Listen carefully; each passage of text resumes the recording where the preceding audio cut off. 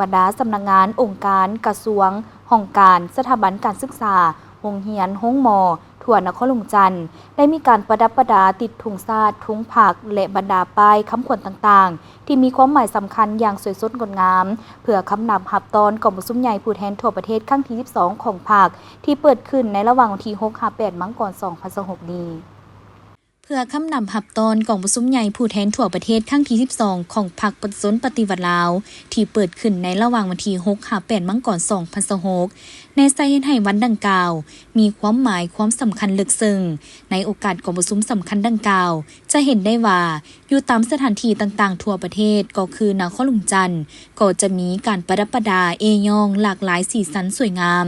สร้างขบวนการต่างๆพร้อมทั้งมีหลากหลายกิจกรรมตลอดฮอดถนนหนทางก็ได้มีการทำความสะอาดให้สวยงามและสะอาดงามตาพร้อมประดับประดาด้วยดอกไฟแสงสี